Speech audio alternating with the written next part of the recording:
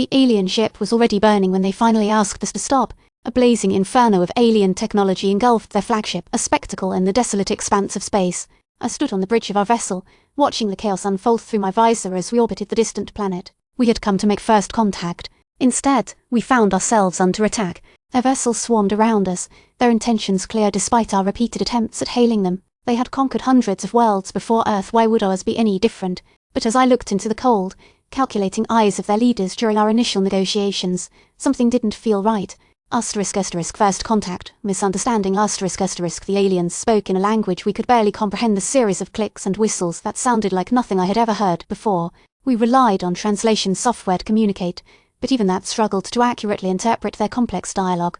Our diplomats tried to reason with them, explaining our intentions peacefully and offering friendship in return for technology and knowledge. But the aliens were not swayed by our words. They seemed to view us as inferior beings, unworthy of their time or resources.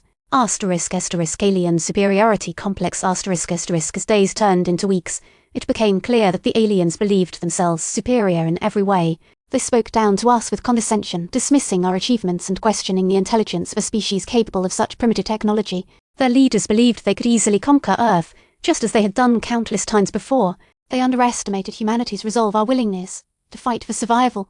One pushed into a corner. Failure of diplomacy. Negotiations broke down when we refused their demands for immediate surrender. The aliens saw this as defiance and responded with force, launching an attack on our home planet.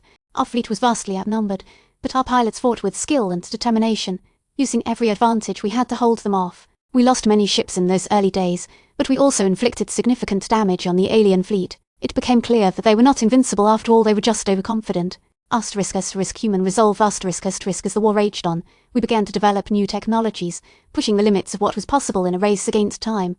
Our scientists worked tirelessly to find weaknesses in their armor and weapons, while our strategists devised cunning plans to outmaneuver them on the battlefield.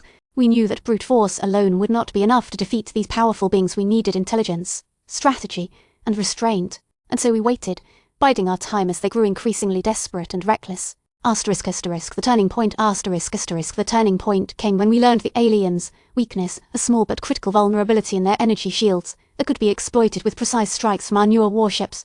With this knowledge, we launched a coordinated attack on their main fleet, striking fast and hard where it hurt them most.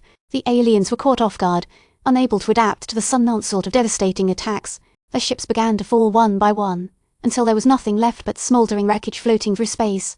Conclusion. In the end, it took us less than a month to destroy their entire fleet and bring an end to the war that had threatened our very existence.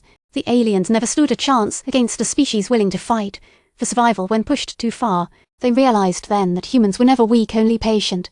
We had waited, watched, learned, and adapted until we could strike with unmatched precision and force. And as their ships burned and their leaders retreated back into the depths of space, they left behind a valuable lesson: never underestimate humanity.